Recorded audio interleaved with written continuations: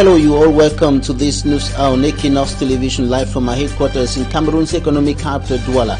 I am Bable Jonathan. In our top stories in this edition of the news: goods worth billions of francs CFA reduced into ashes in a warehouse in Bonaberi in the 4th subdivision of Cameroon's economic capital, Douala. The warehouse was engulfed by flames earlier today. Several localities, the underdeveloped state of several localities in the southwest and northwest regions of the Republic of Cameroon worsened by the close to 5-year-long armed conflict going on there. And a case in point in this newscast is a Yomojok subdivision in the Manyo Division, southwest region of the Republic. And in news out of the country, the West Africa regional bloc imposes travel and financial sanctions on top military officers who led the coup that toppled the government of President Alpha Conde.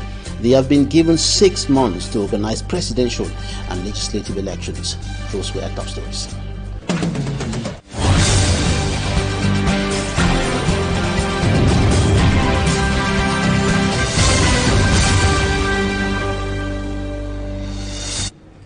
While flames have reduced the content of a warehouse in Bonaberi, Douala 4 subdivision, to ashes, the warehouse was engulfed by flames earlier today, and the cause of the inferno is yet to be clearly established. Immaculate Fogwe. The entire content of a warehouse belonging to a popular supermarket located in the Nouvelle Rue Bonaberi neighborhood in the Douala 4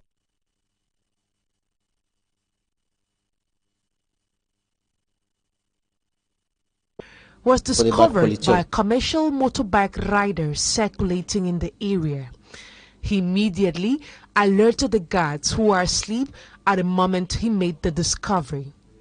The firefighting brigade, which arrived 30 minutes after they were informed, were unable to stop the flames from spreading. For the moment, the exact cause of the flames is still unknown.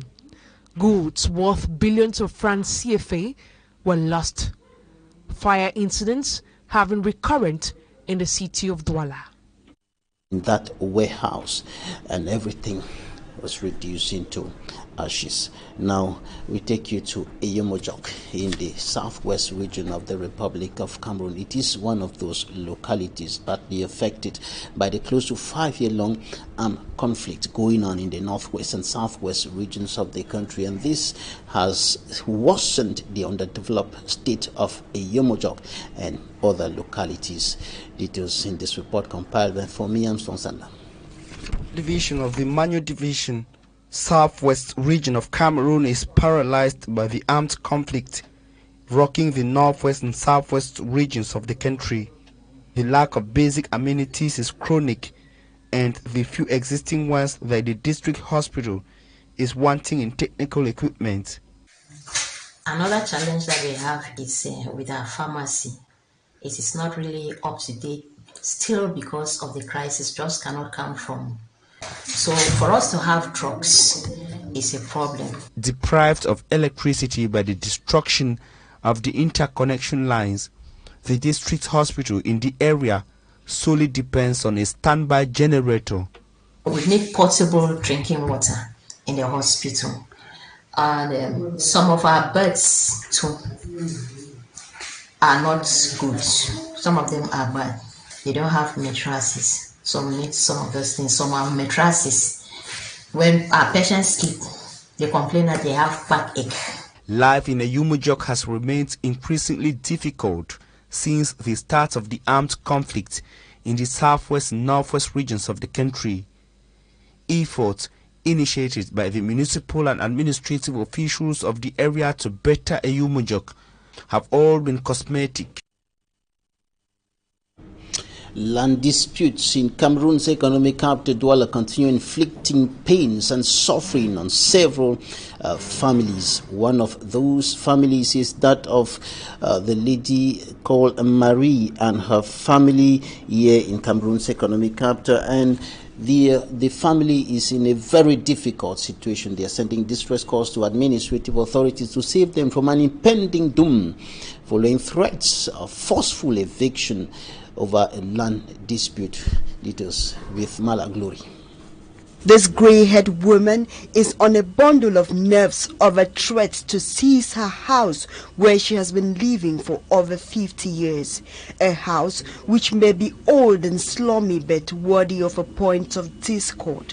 The quarterhead is accused by the occupants of this house to be the secret behind the selling of their land to an individual in the Mbopi neighborhood of the Douala 1 municipality. I have been here since 19-something, over 50 years now, that Mama left this house for me. The family says the quarterhead has been selling lands to people and now he is about to sell their own house. Alors nous sommes étonnés que we are surprised that today the quarterhead is about to sell the place. He once sold the place to a Nigerian, later to the owner of Galaxy, and to another Nigerian. I had to talk to the man, which he promised to leave the place. C'est Nigérien, je lui ai expliqué tout. Il s'est lavé les mains. The chief, who is accused of selling this house, says he is only helping the owner to obtain his land. Mais ce n'est pas parce que vous êtes. It is not because they have been there for long that they can claim ownership. They were in a house which does not belong to them. Une maison qui n'est pas la leur. C'est ça qui est la vérité. The matter is under court study. However, the family still managed to spend their nights in this house partially destroyed. In the report coming up next, Mala Glory takes a look at the challenges faced by children living with mental disabilities. Many of them are living in very difficult and even precarious conditions as a result of the fact that they are from families living below the poverty line. A report.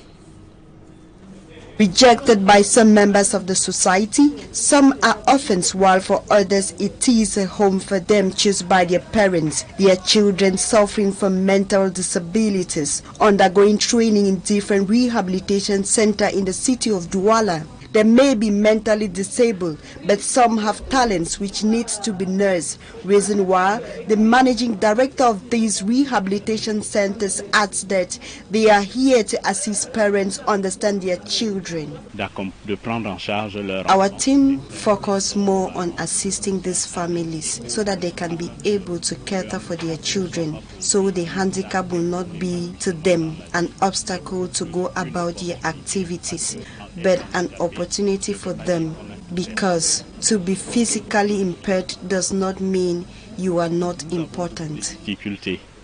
In order to improve on the learning abilities of these children, an organization visited the center to offer them computers while teaching them how to use it. I tried as much as possible to make myself understood, and the message was gotten. Right now, they can at least on a computer. One of the instructors, who happens to be the oldest in the center, says despite the numerous challenges, they still succeed to make the children adapt. Many of these children do not know the different parts of their bodies. We teach them how to bathe, how to brush their teeth before the writing part comes in. Some parents are unable to accept the handicap condition of their children, which is most at times a great challenge to the guardians, says the managing director. We also face financial difficulties as our means are limited. These children may be mentally disabled, but they equally have something in them which can be developed. The parents and the society at large is therefore called upon to support these children have a better life for themselves and their family. Leaders of the West Africa Regional Bloc ECOWAS have imposed travel and financial sanctions on the top military officers who plotted, masterminded, and led the coup d'etat that ousted President Alpha Condé of Guinea. And they have been given 6 months to organize presidential and legislative elections. Innocent reports. Thus, the extraordinary summit in Accra, Ghana, on the crisis in Guinea-Conakry allowed the leaders of the Economic Community of West African States, ECOWAS, discuss pressure steps on the military junta that ousted President Alpha Condé to steer the country to constitutional order. In a communique, the leaders directed the junta to ensure the conducting of presidential and legislative elections within 6 months in order to restore constitutional rule, with no junta member allowed to contest in the presidential election. The summit discussed the outcome of the high-level mission that the bloc, constituting the presidents of Niger, Burkina Faso, Ivory Coast, Senegal, Togo, Liberia, and Sierra Leone sent to Guinea last week after the virtual emergency meeting of the region's leaders on September 8. The bloc also decided to impose sanctions of travel bans on members of the military junta and their family members and freeze their financial assets. An ECOWAS mission made up of heads of state is due in Conakry this Friday for presentation of the Accra summit to the military junta led by Colonel Mamadi Doumbouya. The coup leaders have promised to form a government of national unity. Also heading to Guinea this Friday is Ghana's president, Nana Akufo-Addo, who said there is need to take informed decisions on the matters that will have long-term consequences for the stability and the defense of the democratic values of the sub-region. The president of the Confederation of African Football, Patrice Motsepe, has said that the collaboration between the organization that is leading and the Republic of Cameroon, host nation of the 2022 Africa Cup of Nations, is fruitful, is yielding fruits leading to the right direction as far as the organization of that continental competition is concerned. He was speaking today after being received after an audience with Prime Minister Chief Dr. Joseph Diangoude in the nation's capital, Yaoundé. Now take a listen to Patrice Motsepe in this extract. Good discussion, and there's a team from CAF that is based here, working wonderful in partnership with our government under the leadership of our Prime Minister. My brother, the General Secretary of CAF, has been here, and he came here specifically as well to make sure that that good partnership continues to work and prepare. And my brother, and of course our Minister of Sports, who's been doing excellent work under our leadership of our Prime Minister, and my brother Seydou, President of football in Cameroon, has been in discussions with CAF, and this partnership. After a trip to the Olimbe Stadium in the nation's capital, Yaoundé, Patrice Motsepe, president of the Confederation of African Football, said that sports amenity is a subject of pride for Cameroon and the whole of Africa. Take a listen. This facility is world-class. We should all be proud as Cameroonians for this world-class facility. We should all be proud as Africans that Cameroon can, in partnership with our minister, our government, CAF, which is represented by mon frère Veron, and mon frère Seydou, who's the president of football in Cameroon, that come January, when the AFCON tournament is taking place here, and the rest of Africa will be here with us in Cameroon, and the rest of the world will be with us here in Cameroon.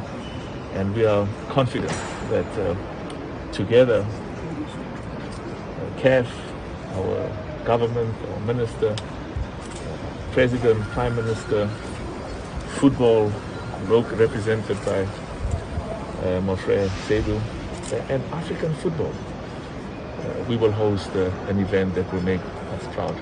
And the quality of football that will be displayed here will show that we can produce players. Patrice Motsepe, president of the Confederation of African Football, speaking there after visiting the Olembe Stadium in Yaoundé. Coming up next, Talking Point.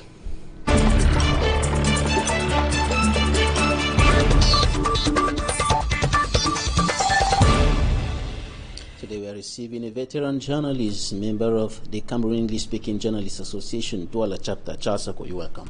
Thank you so much, Babla, for welcoming me or accepting me here today. Glad to have you back home. Well, the pleasure is mine. I'm seeing what I left a few years behind, and I'm so proud to be here today. Right, and we are talking about legal reporting. This is a very important domain of reporting, which has its own exigencies. What are some of the intricacies of legal reporting? Well, legal reporting, like you said, has a lot of intricacies because when you report legal issues poorly, they either land you into problems or they land the person or the institution which we are reporting about into problems. You know, the deontology of communication warrants us to put the facts the way they are.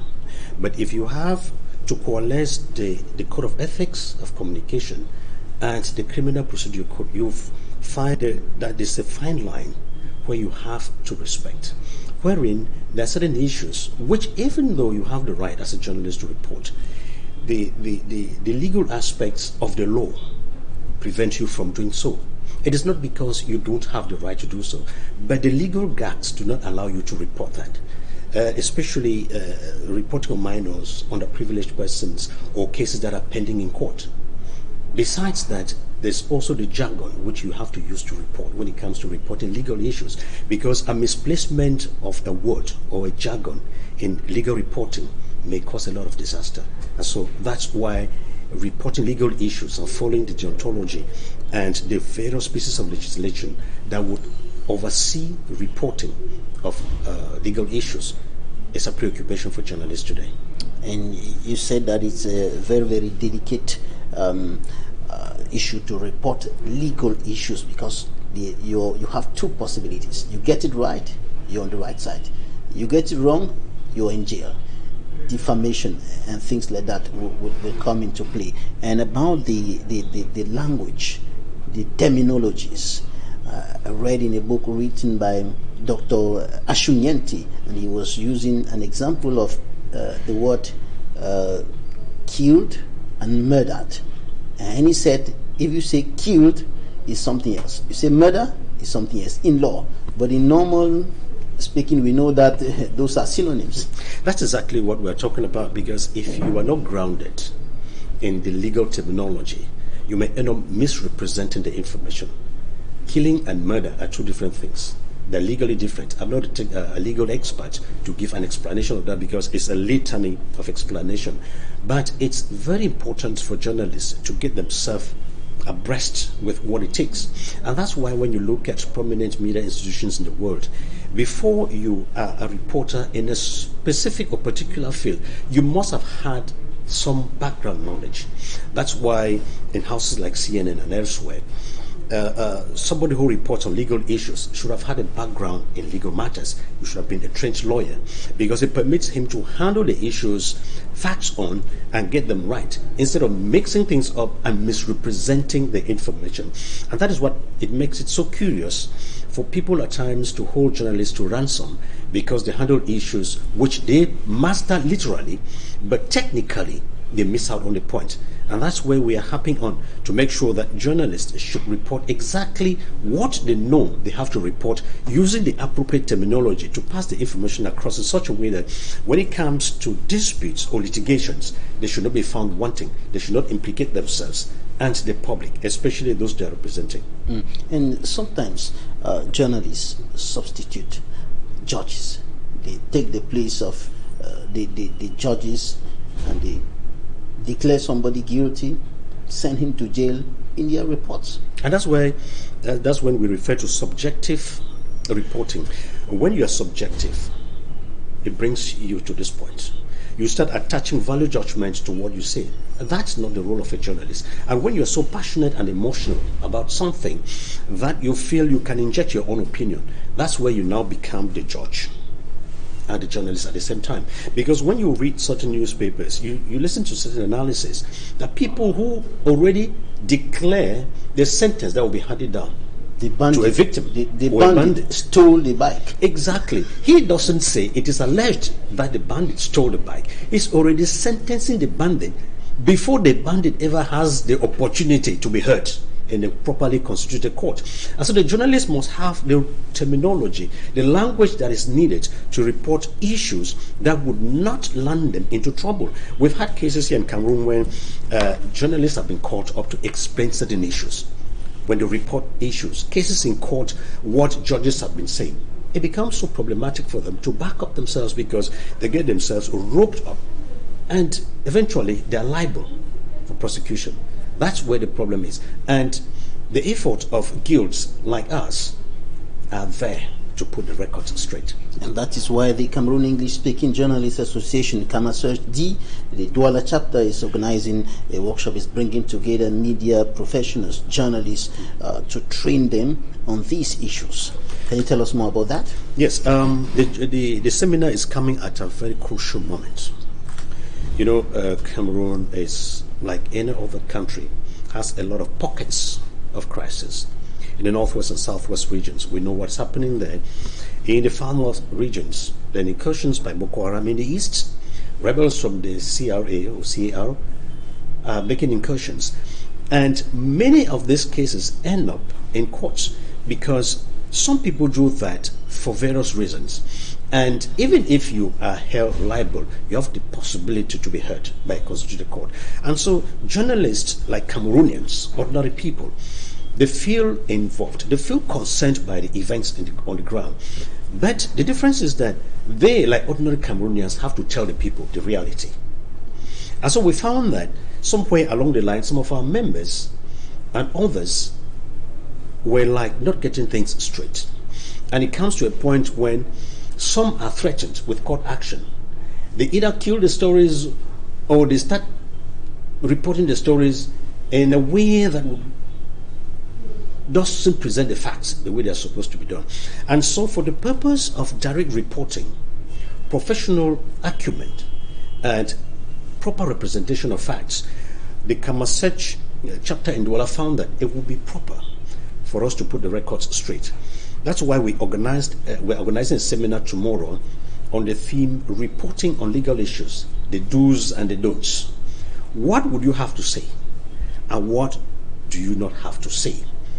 This is what we need to get the journalists know, so that when they're reporting, using the deontology of being balanced and fair, they should know that there are legal gags, legal parameters that do not allow them to exceed certain bounds, because any country that is not harnessed by proper laws is not a country that is geared for development. So that's what we are harping on tomorrow. Right, and we'll be having seasoned international legal experts like Barrister Tumfo, Barrister Nico Hale. Yes, and he'll be heading a college of lawyers who have to brief us on very many topical issues that concern legal reporting crime, simply, reporting on adolescents, reporting on the disabled, the underprivileged, reporting how and why and at what moment can you take or shoot pictures during court sessions or within the courtyard. These are some legal implications which our journalists do not know. And with the team of lawyers he's bringing tomorrow, we believe that the journalists will be abreast. And mark you, it's not just for members of CAMASEARCH-D. I was going to ask you, it is extended to other journalists, because we here in Douala, we have different media organizations, we have different editorial policies, but we know the deontology is the same. So we use this opportunity to invite all the members of other associations of journalists to come tomorrow, get the feel of it, and make the profession more propitious. And probably we may come up with proposals tomorrow, like I said, that media houses could employ journalists who have background knowledge in certain aspects. It's not just in legal reporting. Or specialized in some aspects, like in economy, you know the terminology. In culture, you should know the terminology. In health, you should know the terminology. I think at the end of the seminar, we'll be able to come up with some recommendations, which with time, we'll need to get employers involved, so that what we are proposing should be in symbiosis between the employers and the employees. With that, we think that would greatly improve on the profession of journalists here in Cameroon. Permit me call you Big Brother. Thank you so much. Thank you so much. It was a pleasure being here. Thanks, ladies and gentlemen, for staying with us. That's it for today's edition of the 6 p.m. primetime newscast on Equinoxe Television, coming up live from the nation's political capital, La Presse. It's a dispute, and after that, Equinoxe Soir. Stay with us and have a nice weekend.